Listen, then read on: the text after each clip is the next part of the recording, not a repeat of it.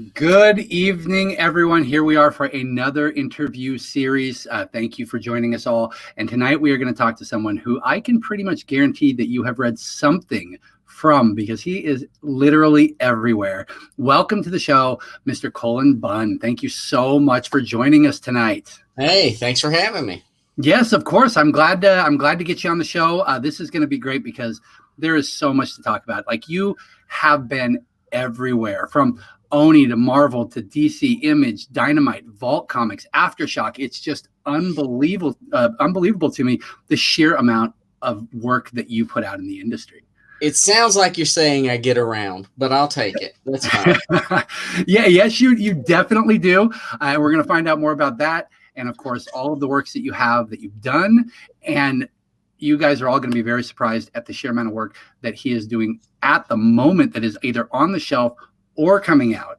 But before we get to that, let's backtrack just a little bit and let's talk about young Cullen and did your love for comics start at a young age? Is it something that you knew you wanted to do, or is this something you grew into over time?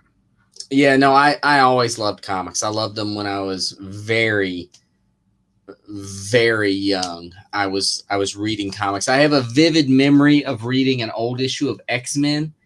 And I only remember that it was X-Men because I remember the costumes, the blue and gold costumes. So it was an old issue of X-Men. And I remember laying on the floor in the house we lived in Fayetteville, North Carolina. So this is pre-kindergarten. I remember laying on the floor reading an issue of that X-Men comic. And then I was always surrounded by comics from that day forward. My dad loved going to garage sales, and we'd get, just stacks and stacks of comics that were always in the house. So I always loved them. I was drawing comics and writing comics at a young age. I was even setting up at small comic conventions when I was in 6th or 7th grade, selling mini comics that I had made myself.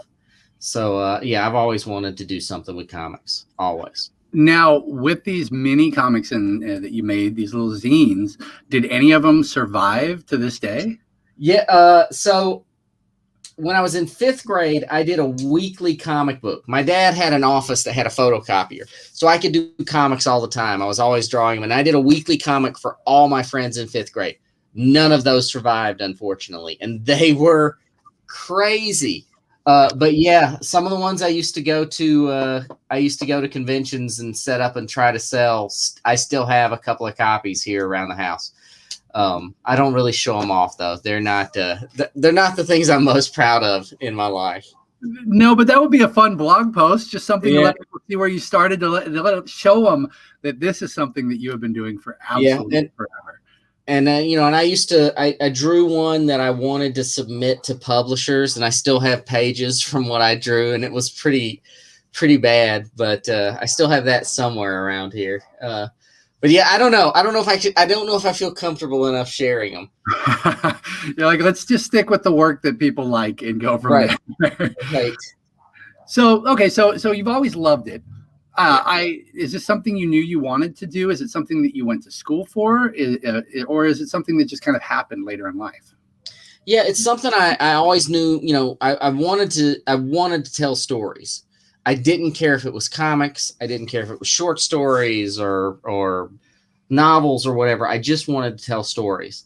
I did go to school. I have a degree in creative writing, which was great, and I loved the experience of getting that degree. But it didn't teach me a lot about submitting in the world of comics. It didn't teach me how to break in comics. And that was the lesson I wish I had learned in college, because it took me a long time after college to actually figure out how to break in and get comics work that would pay me anything. So what did you do in the meantime while you were waiting to do this? So I got a job. Right out of college, I was working at a Walden Books. And then I got a job at a comic book store. And I didn't know it at the time, but the job at the comic book store was actually where I got my break. It still took another 7 years or so after that for me to realize it. But while I was working at the comic shop, I met a guy, and one of my coworkers was an aspiring artist. And we started talking about me writing stories and him drawing them. And it took us a few more years to make that happen. But my first professional work was with that artist. It was an artist named Brian Hurt. We did a book called The Dam together. And that was really my entry into, doing comics professionally. So, okay. So you guys let's just go to the process real quick here, because you said they didn't teach you much about actually submitting and getting in. Did you guys complete a product and then submit? Or so what happened with that was, actually, so The Damned was not the first thing that Brian and I submitted together. We submitted another project, which was also awesome. It never happened, but should have. Brian had done a couple of fill-in issues for OniPress, the publisher of The Damned. So he had an introduction to them.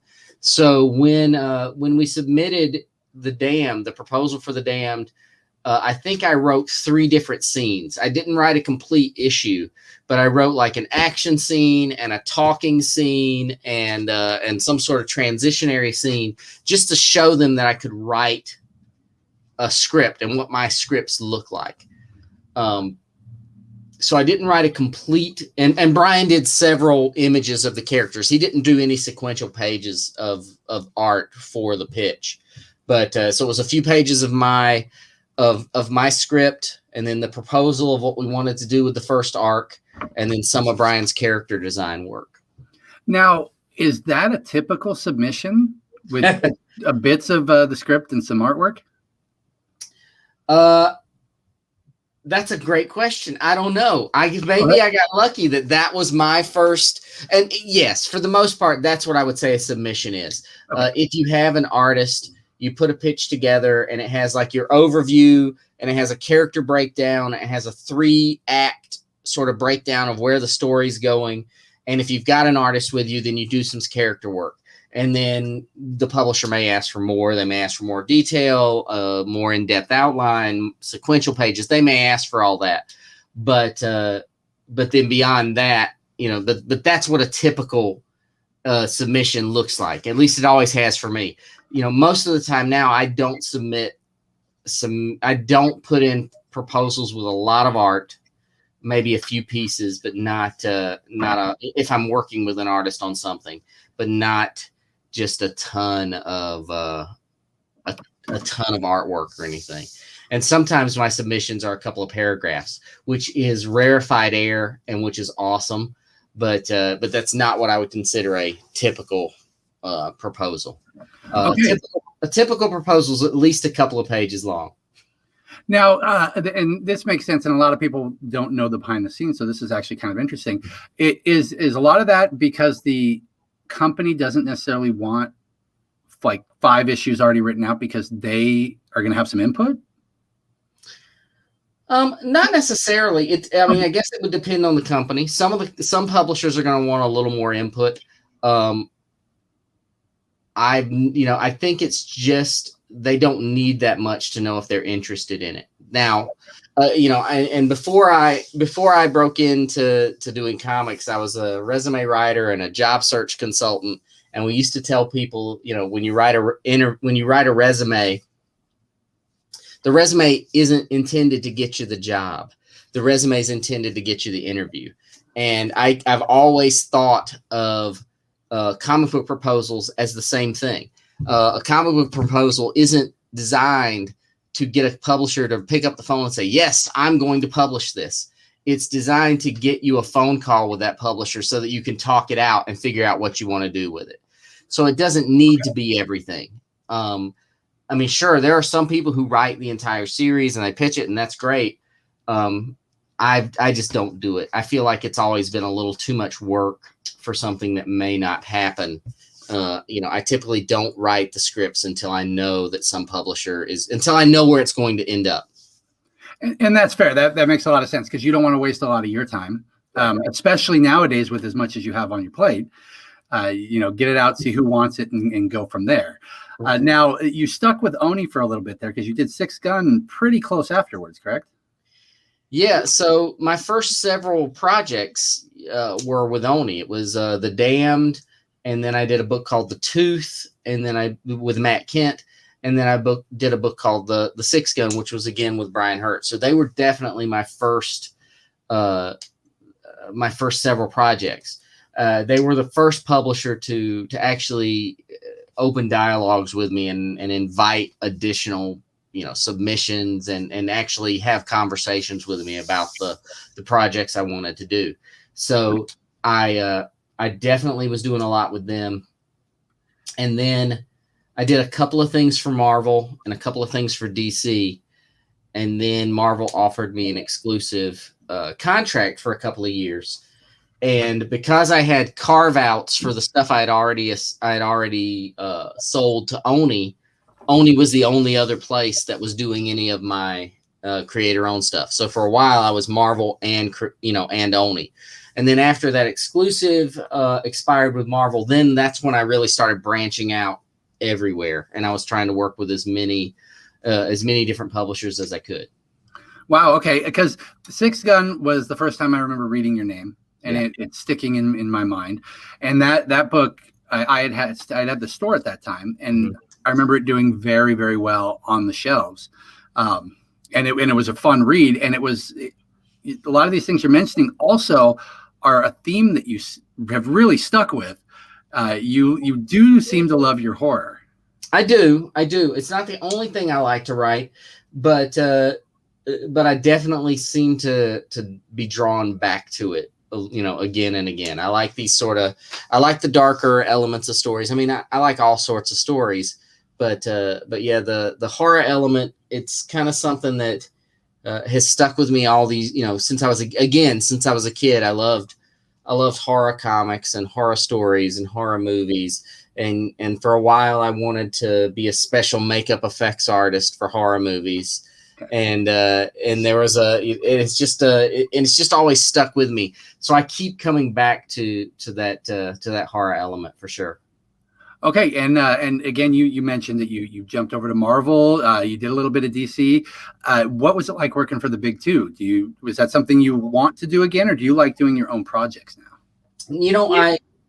When I first started working with Marvel and DC, it was really surreal because these were comics these are characters that I grew up loving. They were, Marvel more than DC. I mean, I was the kind of kid who read both, but I was definitely more of a Marvel kid. But yeah, I enjoyed writing, Batman and Superman. That was it was a lot of fun. I enjoyed the stuff I did with Marvel because I felt like I was contributing to something bigger, and I was contributing to the shared universe. And and it went to eventually writing Uncanny X-Men, which was a comic I never thought I'd get a chance to write, but was really important to me because as a kid, when I was a big time comic collector, Uncanny X-Men was a comic that my dad and I collected together. So it was super important to me when I got the chance to write Uncanny X-Men. And yeah, I enjoyed writing those comics. I don't know that I ever felt like I got the complete freedom to tell the story I wanted to tell at Marvel or DC. Maybe that's, I don't know if it was me then. I don't know what it was. And I would love to write more Marvel and DC stuff, but it's hard to compare with the freedom of writing creator-owned stuff and being able to tell, my kind of story. When you look at the Six Gun, which we talked about, that was a series that ran for 50 issues and plus a couple of miniseries. And I was able to do exactly what I wanted to in those 50 issues. I never got that chance with a Marvel book. Even if a Marvel book went, I was doing exactly what I wanted to, I couldn't control when that book was going to get canceled so that a new #1 could be put on the shelf. And that's something I had no control over. So, if you look at, like I wrote the Magneto series for Marvel, And if you look at the Magneto series, which I loved and I loved writing, when it ended and then Uncanny X-Men started, that's a continuation of Magneto, because I was like, I'm not done telling stories with this character, so I'm putting Magneto in Uncanny X-Men. And then when Uncanny X-Men was ended so that they could launch X-Men Blue, I put Magneto in that as well, because I still wasn't done telling Magneto stories. And if I'd have had my way, I would have been telling a couple of more Magneto stories. It didn't work out that way, but that was, I didn't have the means to control when those series would end. At Marvel or DC. You don't have that. You don't have a means to really control when a series is going to end in creator owned either. I mean, if it doesn't sell, it's going to get canceled. But at least, Six Gun, I was able to tell exactly the story I wanted to tell from beginning to end. Same with Harrow County. I told my story from beginning to end. And it was, one was a 50 issue series and one was a 32 issue series, which is really, it's kind of, there aren't that many series like that last that long. No, and it's the story that you wanted to tell. So you told it to the length that you wanted, which is absolutely perfect. Now, speaking of Harrow County, let's talk a little bit about this for people who don't know what it is, because Harrow County is one of the go-tos here at Empire's Comics when people are looking for something in this genre. Can you tell them a little bit about Harrow? Yeah.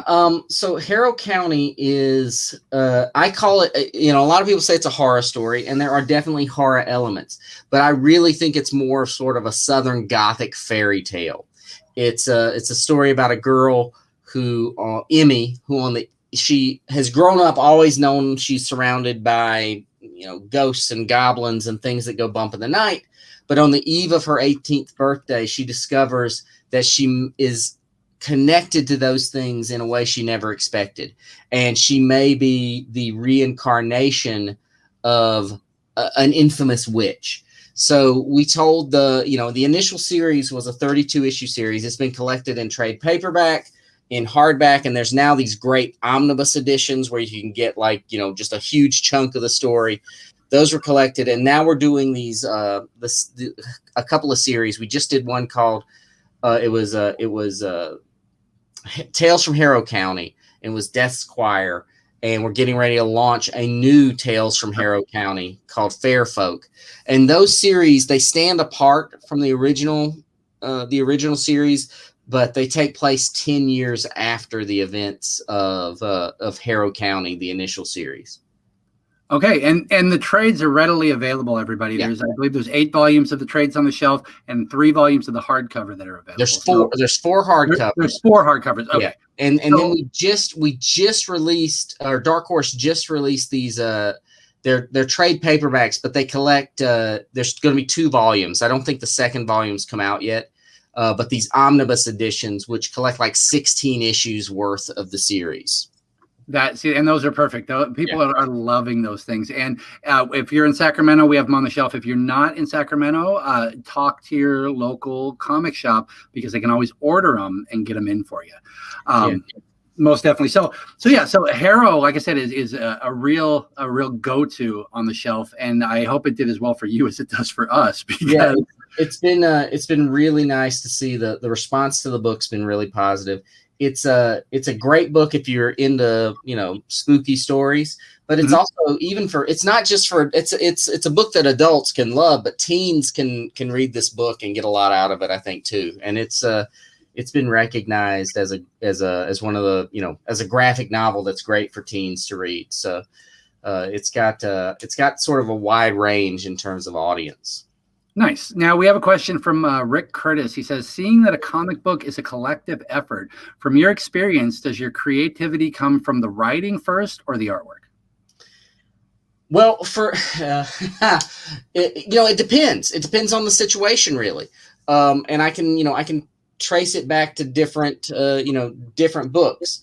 Harrow County, for instance, when I put that pitch together, there was no artwork associated with it. So it was just, here's the idea. And then Tyler Crook, the artist, took it and developed the artwork after the initial concept was already, put in place. But if you look at something like The Damned, which was one of the, which was the first professional publication I had. Brian Hurt and I were sitting down talking, and he showed me a bunch of character sketches. And he said, I love this character. And the character he was showing me was Eddie, who's the lead character in The Damned. So we took that character design he took, and it kind of inspired everything that came after.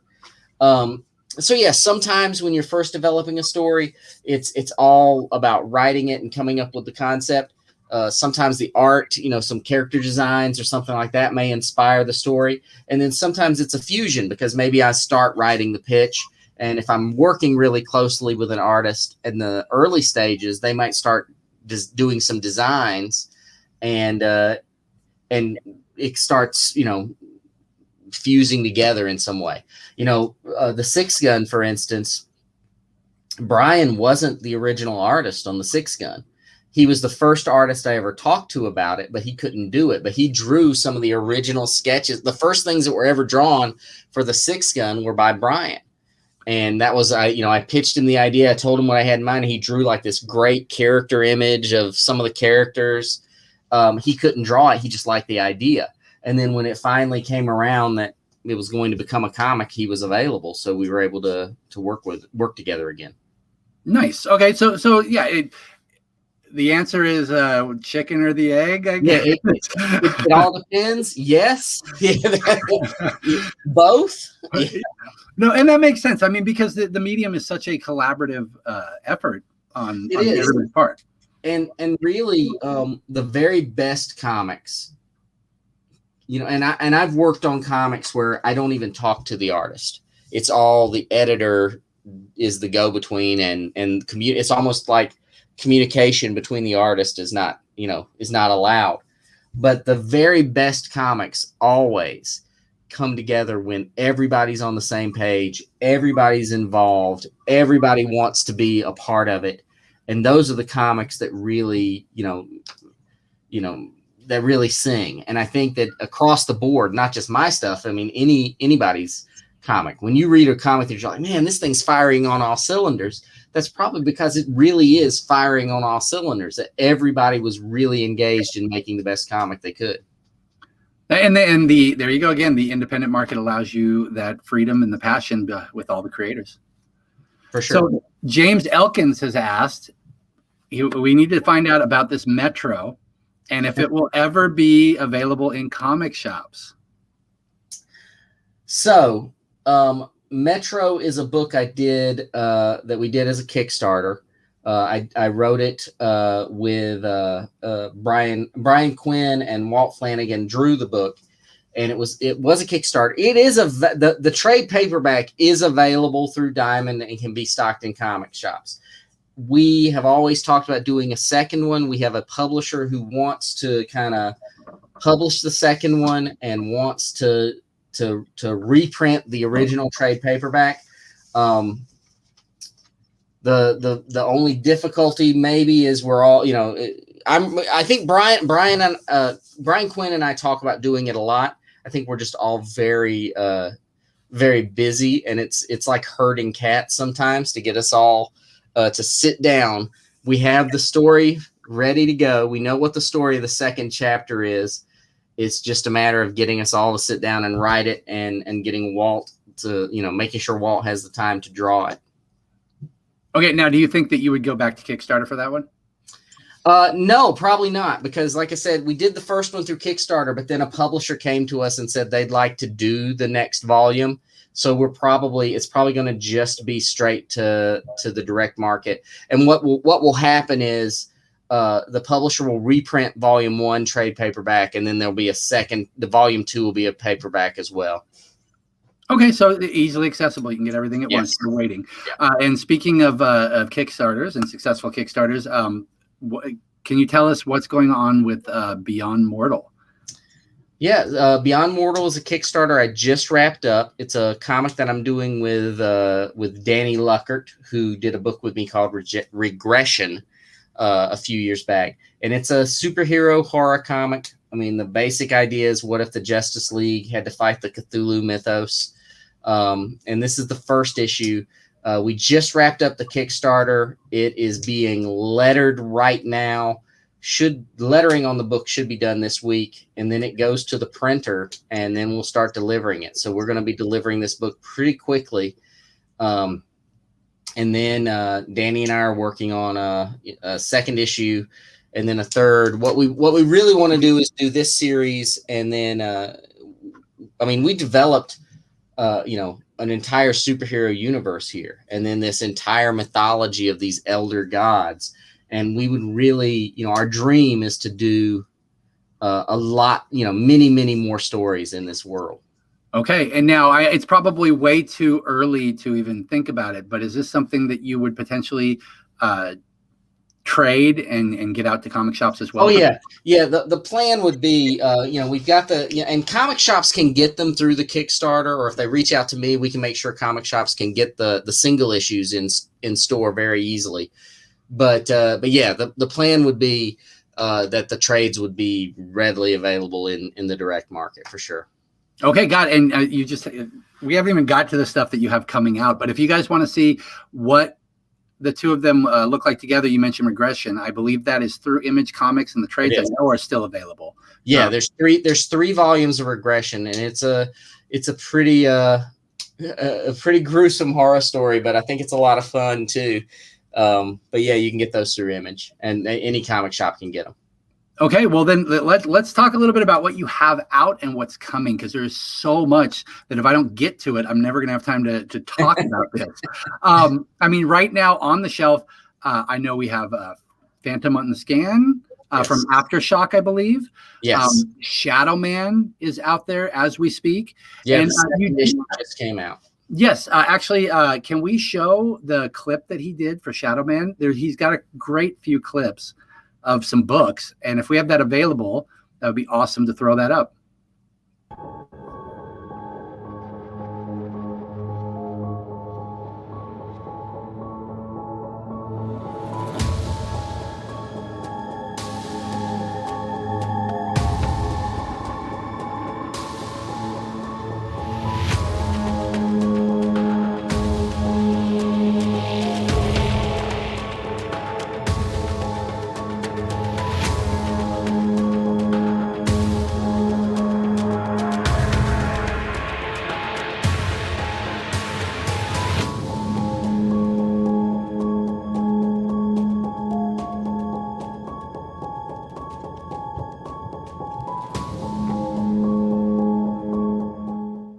Now, is this the first time you worked with Valiant? It was, right? No, I did two other series for Valiant. I did the Punk Mambo miniseries that came out a couple of years ago, and I did a series called Roku that came out maybe a year and a half, 2 years ago. But then Shadow Man's the first ongoing that I've done with Valiant for sure. Okay, now do you intend to be the ongoing writer for this? I'll write Shadow Man as long as they let me. So, I would love to stick around for Shadow Man for a long, long time. I've been talking with Valiant right now. We've got some pretty big plans. This series, every issue of at least the initial 4-issue arc, every issue kind of stands on its own, in that if you were to pick up issue 3, you could enjoy that story without reading any other Shadow Man stories. But there is sort of an overarching tale that's kind of unfolding, and it's going to lead to something pretty big in terms of the Valiant universe. So as it goes along, it gets a little more, it kind of weaves together a little more tightly, but I'm still trying to make every issue stand pretty solidly on its own as well. Okay. And then you've got Phantom on the Scan. Yes. Over at Aftershock, that's currently going on. I think we've only had 2 issues out for that. Yeah, 2 issues, and it's just going to be a 5-issue series that I'm doing with artist Mark Torres, who I did an Image book with called Cold Spots, and it's sort of a psychic horror story. If you think of movies like Scanners or Firestarter, it's in that vein. It's a tale of these group of 5 psychics. They all have very different powers, but those powers seem to be killing them, and they are in horribly gruesome ways. So they are banding together to to figure out why, how do they prevent, these awful events from happening. And it leads to, it's an origin story of these 5 psychics, where their abilities came from, that leads to some pretty dark places. Now, you said it's only 5 issues, but then you also said it's an origin story. Are you leaving it open so that you can come back? Most everything I write, I kind of feel like, man, I sure would like to write another 20 issues of this in this world. So I'd always like to come back. At the end of Phantom on the Scan, it tells a complete story. Gotcha. But yes, I could come back to it if the need was there. I could come back and tell more stories in that world. But I wanted to make, like I said, at the end of Phantom on the Scan, you will know exactly where things, how things were supposed to wrap up. Okay. So, but you can come back to it if you find time in your busy schedule. Yeah. I want to work with Mark Torres is such a talented guy.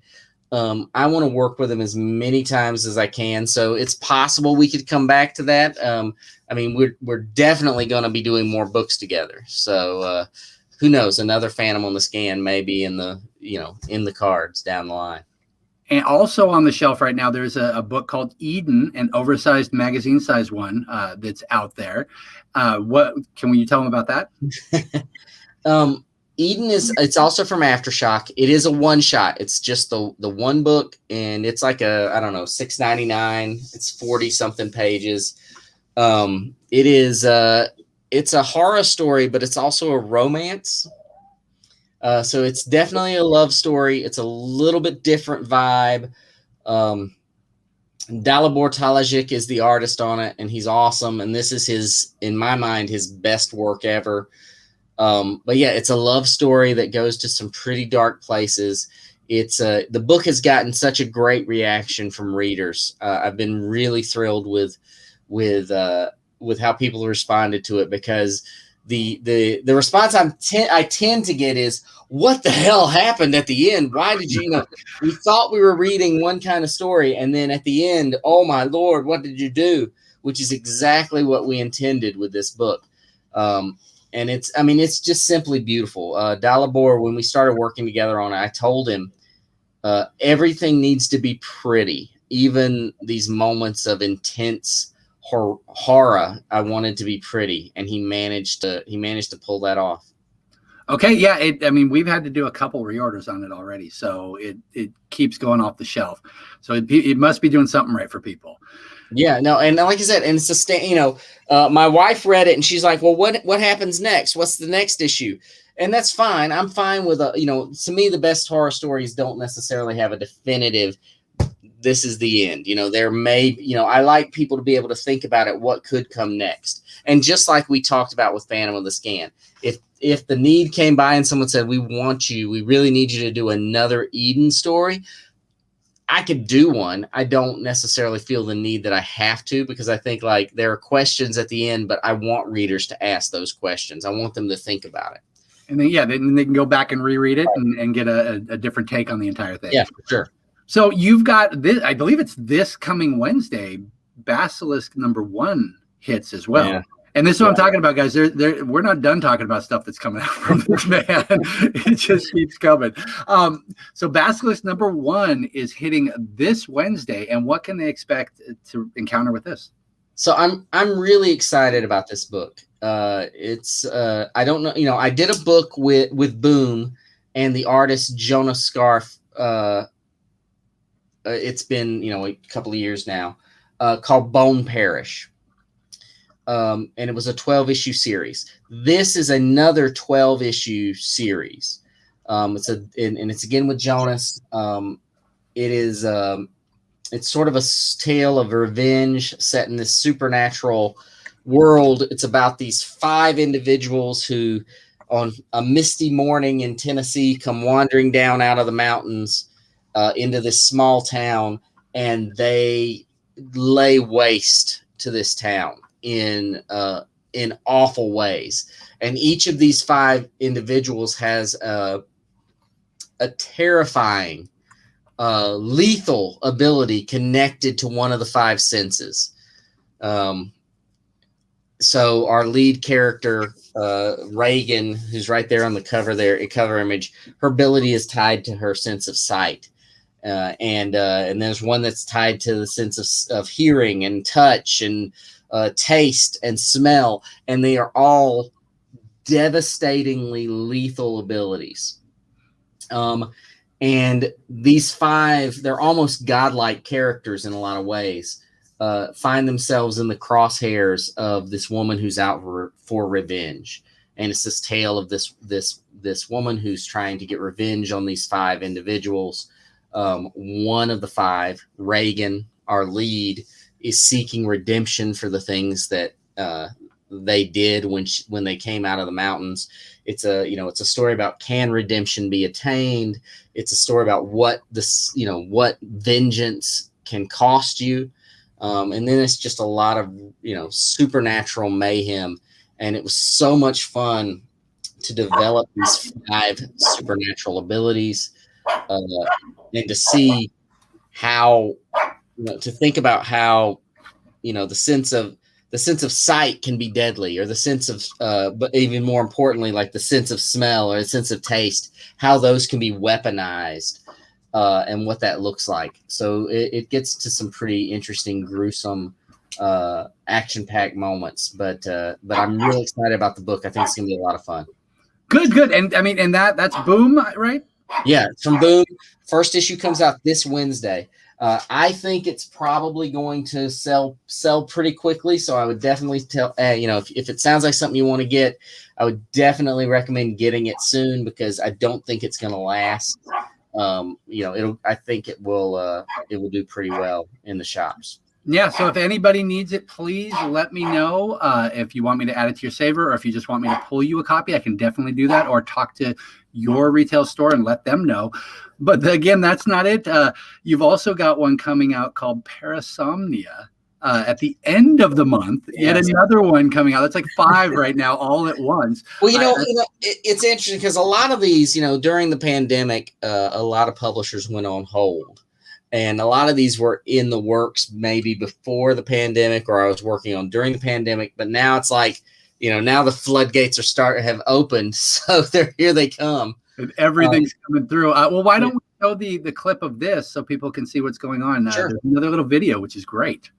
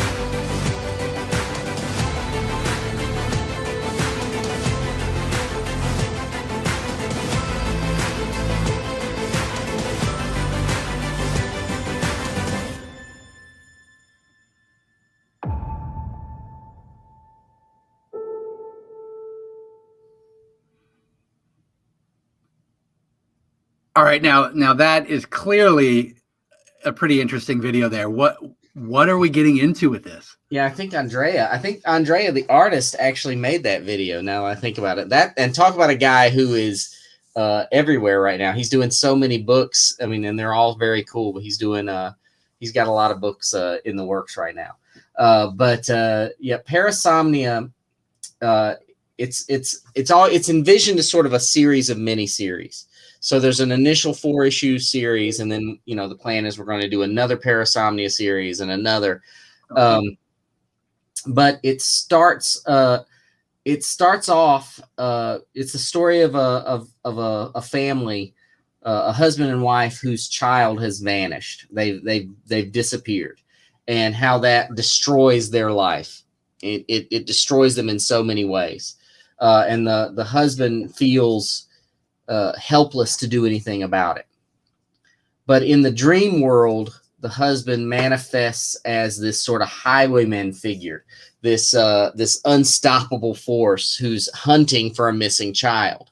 So it's a story of what's going on in the dream world. This husband is this very, very cool, man with no name kind of figure who's out hunting for a missing child.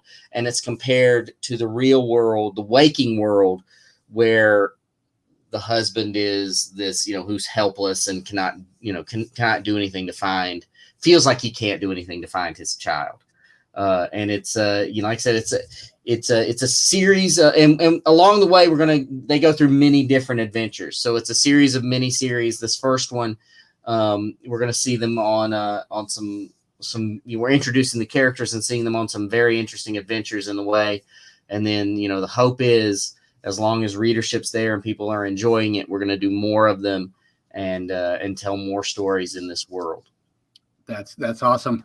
And that video was really, really neat. So the artist actually did it. That's cool. I'm pretty sure that was Andrea in fact, I know for a fact it was Andrea that did that video. So yeah, I don't know what it's like to be talented on multiple fronts. I get to work with these guys who, Andrea's can do videos and things like that. And we talk about Mark Torres, who did Phantom on the Scan. Every issue of Phantom on the Scan has like a QR code that has a soundtrack, a song that Mark Torres composed. So these are people who, I don't know. I have barely one talent. So it's interesting to work with people who have more than one. Well, you are a lucky man. That's what it comes down to. Now, I shouldn't be any more excited about any of them, but I'm waiting for this Vault comic. I love Vault. It just got solicited in the last previews. The covers looked absolutely fantastic, and it's called Last Book You'll Ever Read. That's right. This is it. This is the last one. That cover alone, when I got to the Vault section, was like, boom. Yeah, it's the Last Book You'll Ever Read is going to be a lot of fun. It's I'm doing it with artist Layla Lays, she's amazing, as you can see by the cover there. But yeah, it's a story of an author who has written this sort of this treatise on the collapse of society and how society is a lie, and that society is just this, our civilization is just this mask that we paint over our feral natures. And as this book is becoming popular in the world, people are becoming more feral and more wild and more aggressive, and acts of violence are starting to spread across the world. People seem to be changing. The world itself seems to be changing. And this is the story of this writer who has put this book together, and how different people are interpreting the work she put out there, and how different people see it in different ways. And it all seems to put her life at risk. Now, when is this one coming out? Let's see. It was July? It's in July is the first issue. Yeah. Okay. So there's still plenty of time, everybody. Make sure that you let your comic store know, because we're before the FOC, which means they can increase the order to make sure you get your copy and that they print enough for everybody. Yeah. And I really, again, just like with Basilisk, I think this is a book that, I think it'll sell out. If you don't pre-order it, you might miss it. So I absolutely recommend people pre-order it from the comic shop. It's gonna be a fun ride, and it's a story that it's one of those stories that's hard to talk about without spoiling major moments in it. But every issue takes it in a direction I don't think you'll be expecting, and it is, and also it's not a book for kids. This is good to know. where I said Harrow County was an okay book for teens to read, this is not that book. It is not a book for kids. So, and Vault has just been on fire lately. They're putting out some of the greatest horror comics around right now. And I mean, not just horror comics. It's just, again, that's where I always seem to gravitate. Mm-hmm. But they're doing so many cool books, and they're hitting it all. Like, they're hitting fantasy and sci-fi. They've done some superheroes. So yeah, Vault Comics, everybody, it's a great place to look out for. And this, if you haven't done them, this is the perfect place to start right here. Now, I had another message. We always ask everybody who comes on if they have any advice for people who are doing comics, but I got a message that I think, or who want to do comics, but I got a message that I think kind of sums that up, and you might be able to help. Ronnie wants to know how you generate your ideas, how you keep track of them, and how you develop them. And do you keep to a writing schedule? Is this something that you've always been diligent about, or do you hit them as they come? Well, so if you would have asked me this a year and a half ago, I would have told you that you write every day, and if you can't manage to write a certain number of words every day, give it up, because you can't be a writer. And that was me being really full of it. If I think about it now, because you write when you can. And I've learned that over the past year. And look, people say things are full of all the time. And sometimes they learn from those, they learn they were wrong and they admit it. I was wrong.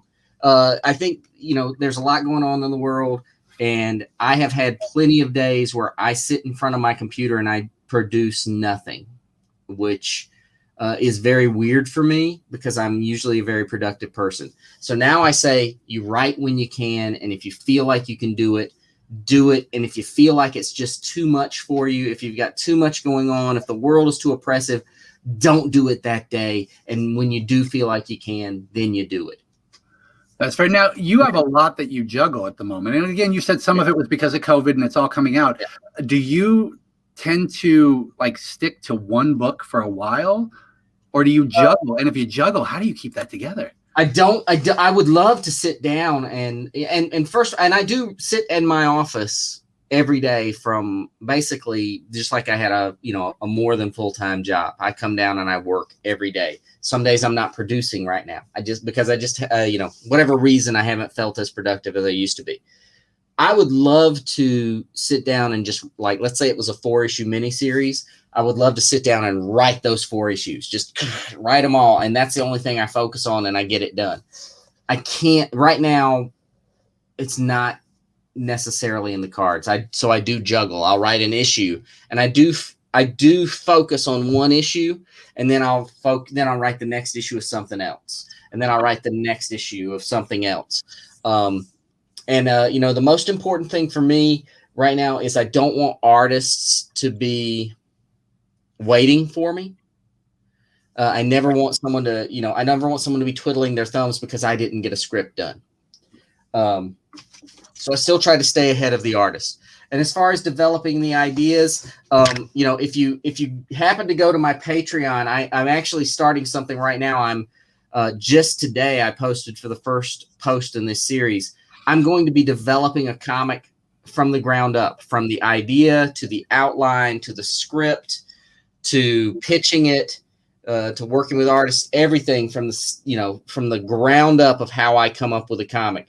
So today I posted just this. It looks like a brain dump of ideas of here are things I might want to write a comic about, and I haven't come up with the idea that I'm going to be writing it on the Patreon just yet.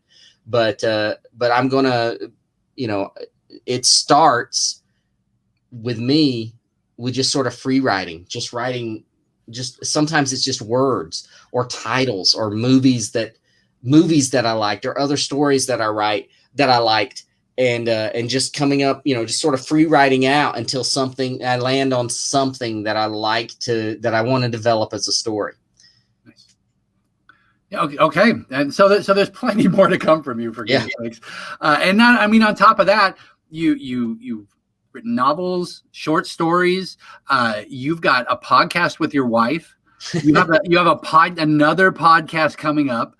There is so much to look forward to, and you have it all in one hub. What's the site for that again? Well, the easiest place is you can go to my website, which is cullenbunn.com, and it gets you to everywhere. You can go to, if you follow me on Twitter, I have like a link tree that links to everything I'm involved in. You can subscribe to my newsletter, which is going to keep you, I do a newsletter every week, more or less. that keeps Don't hold you to it. that will keep you in the loop on everything that I'm working on, everything I've got coming up. That's perfect. God.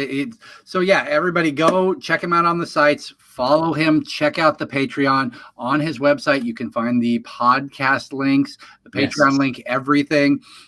Go check out Metro because it's available there.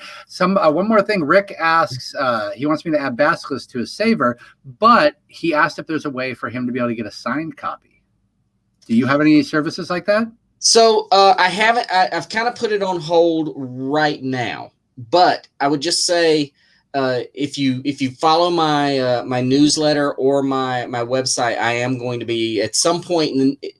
It's only on hold right now, just because I'm trying to catch up on everything, and I don't like people waiting for weeks and weeks and weeks if they send me something. Which if you sent me a comic right now, it's gonna be sitting on a shelf back right over there. That it's gonna sit there for a while before I get to it. So I am going to open it up though in the near future where people can send me some stuff. So I would just say follow that. I know it's tough I've had a lot of people, since conventions aren't a thing right now and I haven't done any store signings, I've had a lot of people asking. I just had to put it on hold until I get caught up on a lot of other stuff first. Okay, and nope, and that's completely fair. So I guess the best thing that you could do right now, Rick, is to go to his website and sign up for the newsletter. Yeah, I'll promise you, as soon as I open it back up, it'll be right on the website and right on the newsletter. The newsletter specifically, it'll say, "Hey, it's now open again, that we can work something out." That is absolutely perfect. So yeah, guys, take a peek for Basilisk this Wednesday, the 30th. We got Parasomnia, last book you'll ever read, comes out in July. So much going on there. Eden's on the shelf right now. Phantom on the Scan is on the shelf right now. Shadow Man is on the shelf right now. Yeah. So much to read. And all of the books that we talked about are also in trade, the previous ones, so you can find them at your local store. Thank you so much for joining us, Cullen. That was amazing. No, thanks for having me. I really enjoyed it.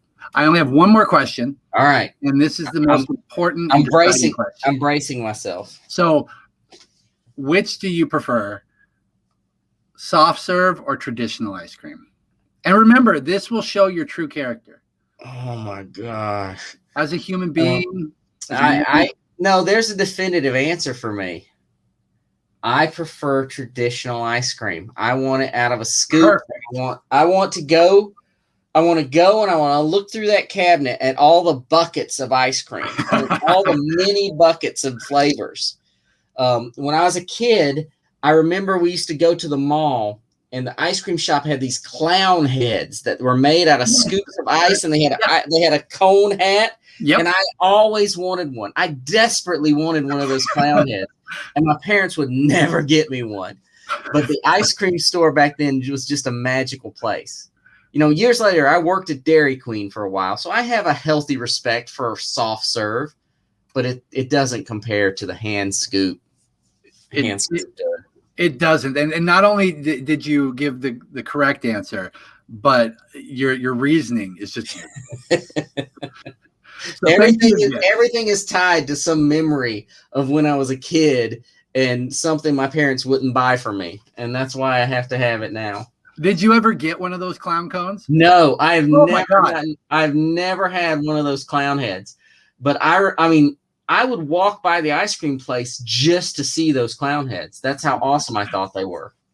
It's probably better that it's just in your mind, because it won't live up to what it won't live up, but it's glorious to imagine it, at least for a little bit. Yes, it is. Yes, it is. Well, thank you again, sir. I really appreciate you taking time out of your busy schedule to join us. Thank you to everyone who's watching right now, everyone who asked questions. And again, let me know if you need anything from this gentleman and the previous books. They're on the shelf, or I can order them. So you have a great night, Cullen, and thank you. You too. All right.